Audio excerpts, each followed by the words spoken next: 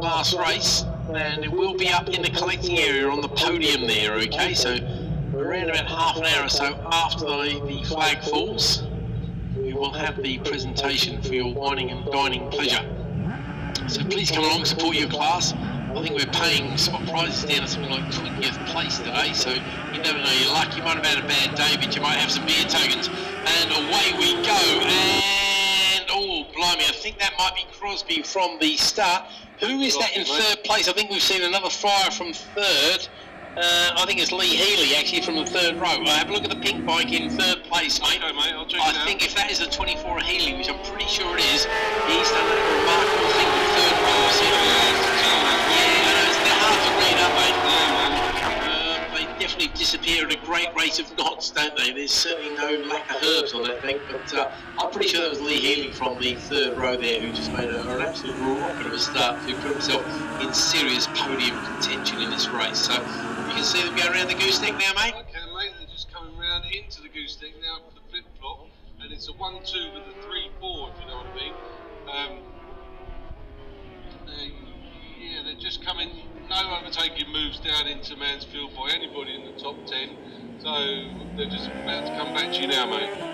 Yep, absolutely. That is in third. I think that's Healy. I'm pretty sure that's going to be Crosby and Malander out in front as well, because that's the way it was in the earlier race. Crosby certainly managed to take a good lead and disappear off into the sunset last time round, but that was then. This is now.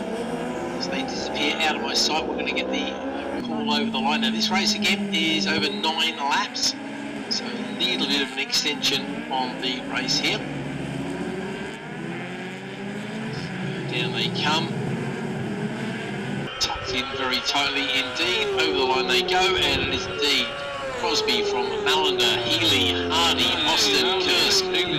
Now Smith is dropping down the order. That might be a transponder thing, so I'm not going to call the ball on that one just yet. Kursk, Austin, Kursk, Holiday, Jones, Pallet, Wood, Slater, Thompson, Mercer, Morgan, Moore, Red, and Bent.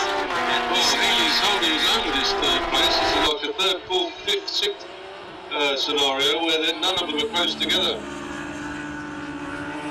You see this in powerbike racing quite often. Looks like we're going to get a scrap at the lead though, only 3/10 of a second covering the top two. Yeah, they come through the gooseneck almost in the same space. So they're just coming down to Mansfield now, line astern. No overtakes from anybody behind because the gap's too big. But they're about to arrive at the chicane ready for you now, mate. Out they come, and again, no change there, I can see that. But looks at this early stage of the race, obviously we've got quite a few laps to go. As though Crosby is going to be able to hold off Malander. I'm not going to put anything past Brendan. He hails, I don't remember where he's from, he's up north somewhere. He's a northern person. Who's that, Joe? Mr. Malander. We can look at our sheets, and Brendan Malander is Rotherham, I thought he was. I couldn't find Yeah, that's where he'd like to be right now, but he's got half a second to make up as Crosby sets the fastest lap with a 31.494. Oh, yeah. Over the line, everybody comes there. Healy still holding on to third. He's got Hardy, who's moved up very nicely there in fourth place. Quarter of a second or so behind him. Then it's Austin Kursk who leads the club. It's Halliday, Jones, Pallet, Slater, Wood leads the retros this time. And Smith did drop back a long way actually. 14th, he did go to the back. I'm not quite sure why. But he's now punching his way back up. I didn't see his last lap time, so I can't confirm exactly what that was, but he did a 35.6 this time.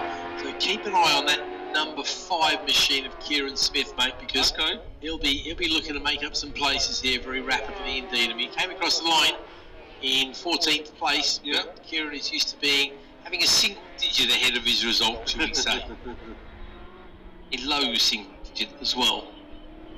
So lap record written next to his name. Tell you what, I'm impressed by Lee Healy. He's doing a very good job there, holding off Max Hardy. He's obviously Max, reigning champion, a little bit rusty to this bike this year, but he's been out on a couple of things, out on the CB 500 last time. In on him, but he's still got that third place, you know. He could be gone by now, and he's still keeping up with it. Obviously, Max Hardy knows a thing or two about winning races and championship. Crosby there with the fastest first second time. comes across the line now. He's starting to open up the gap to Allender. It was half a second last time. He's out this time to 1.3 seconds because he turns in a 31 for his rival, does a 32.2 I should say. Healy over the line there ahead of Hardy by 0.1 of a second, so I reckon Max is going to have a go very shortly indeed. Michael Oscar, Raphael Kursk, Matt Halliday, then Matt Pallet in 8th place. Tommy Jones has just been passed by Pallet, so Pallet doing a great job in that 7.65. Then Slater and Smith makes up another 2 places as he goes past Wood and Thompson. More importantly, as far as Smith is concerned, he moves into the lead. Smith still holds on to the lead and takes the lead in the retro class. So Wood has to settle for second, but still 20 points in his championship challenge. Purple's a perfect lap there as far as the times go from Crosby last time round. He goes purple again in sector 1, so they get back to up the purple in sector 2 as well to go even quicker. All the time Allender is slipping out a little bit further back, but if Rotherham Rider's going to keep his hand in the championship, it's a good place to finish. 20 points, definitely better than none, particularly if your main rival is not doing the whole championship, that's for sure. Also plugging away nicely, Scott Halliday, the man who leads the championship. Again, not going to be a big points haul if he finishes the way he is, but hey, he'll settle for the 6th place and the points that come with that very shortly. Here comes Crosby then. Across the line, tucked in tight, over the line he goes, 30.995, he's just over a second away from the lap record, but he's 2.5 seconds ahead of Brendan Malner now. Lee Healy still holds off Max Hardy. I've been watching that, mate. Yeah. Doing a good job there, Healy. Yeah, no, he's doing a really good job. They're going to be back with you. You want to call the action past you then? Managing to maintain that. He's actually got a bit more of a gap now. Smith was closing in, you know. But he's managed. Hardy was closing in, but he's managed to open that gap out a little bit as they go down Park Straight. You mentioned Smith there, obviously leading the retros, and this time I think his problem is traffic. Actually, I'll be interested to see what he does in this lap. He's done a 33.0 on this lap. He's got 2.5 second gap before he catches Tommy Jones, the leading club in there. In relative terms, that does give him an empty track, though Tommy is going about 2 seconds a lap slower, so I wouldn't be surprised to see if he's on him at the end of this lap. This time it's a yellow in sector 1 for Crosby. We are talking literally hundreds of a second away from his purple that he did on the previous lap, so still absolutely flying out there. Everybody's safely crossing the first timing beam out the back there. Very quick class here. We don't see a lot of back markers in this class, do we? The slowest one on the track is still doing 42 second laps as Crosby comes across the line to complete lap 5. This time it's a 31.3, so it's a yellow lap, but it's only 0.4 of a second slower than his absolute best. Behind him, the gap opens up to 3.7 seconds. Healy still leads Hardy by a quarter of a second now. And it's Austin and Halliday separated by half a second. 2 seconds back from them. It is Kursk, then Pallet on that low, underpowered. 7.65 in relative term, couple of seconds back. Sure enough, Smith does close that gap very rapidly. There's another decent lap, 33.1. So not quite as good as his 33.0 last time. Yeah, Jones gone. Sorry, it looks like Healy seems to get a better run through Coppice and up onto Charlie's 1. The gap goes out a little bit and then they stay static for the rest of the sort of time that they're in my view. So a good ride by Healy here. Yeah, no, very impressive. Could be his best ride of the year if I'm not to be mistaken. Wheels his way over. I was saying to take down into Mansfield or Austin on Hardy there.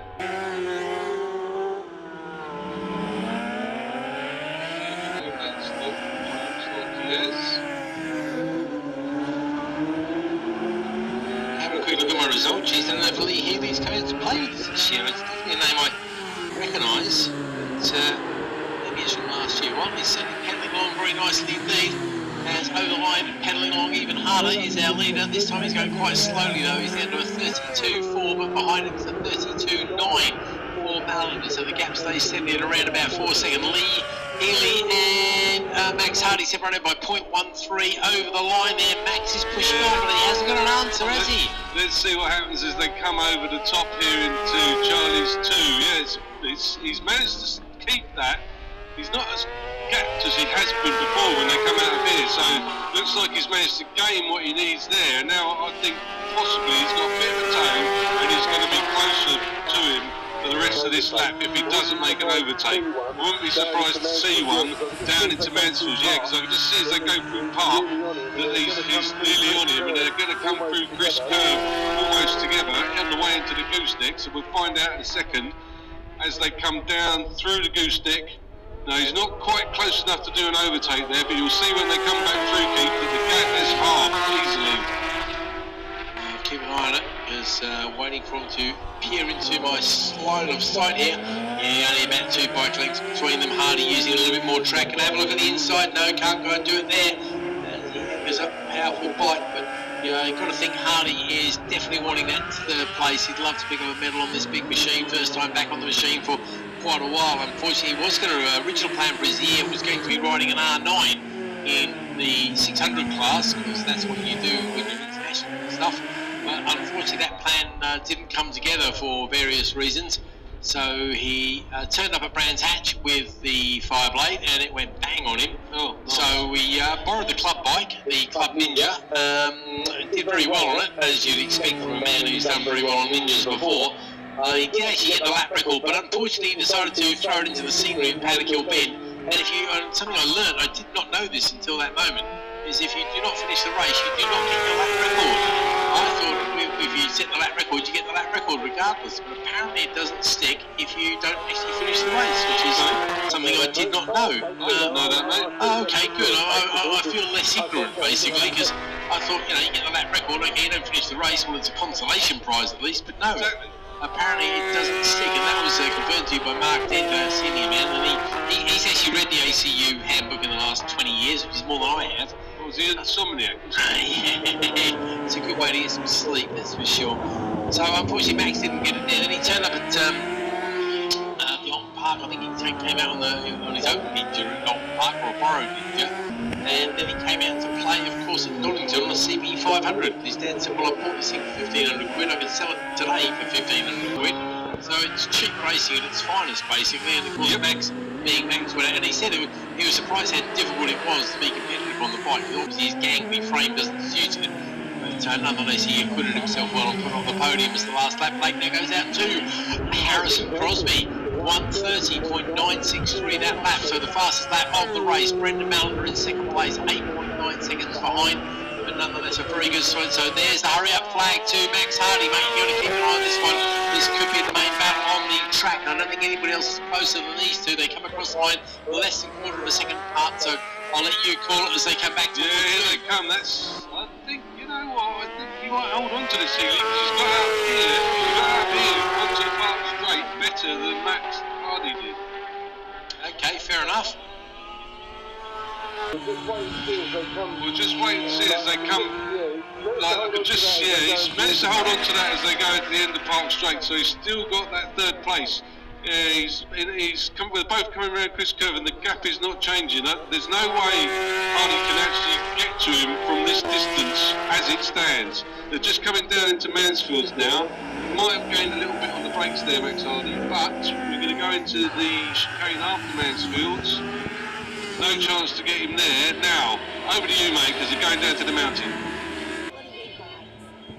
Sorry, mate. Yeah, I'm watching him at the bottom of the mountain. There's no challenge there. I think Max is not stupid. He wants to bring the bike home at the end of the day. I think he knows Lee is probably not in the championship, or nor was Max, to be fair. There's no point in risking it for a biscuit at the end of the day. It's a bronze medal. Max has got a cupboard full of those suckers. Well, got ones actually. As Harrison Crosby does indeed take the win. Very fine style. And here comes Brendan Mallender over the line. He comes again, saving a bit of rubber over the line. Good stuff. Hardy's going to push hard for the line though, but it's not going to be quite enough, as Lee Healy does indeed hold on by 0.1 of a second. So fair play.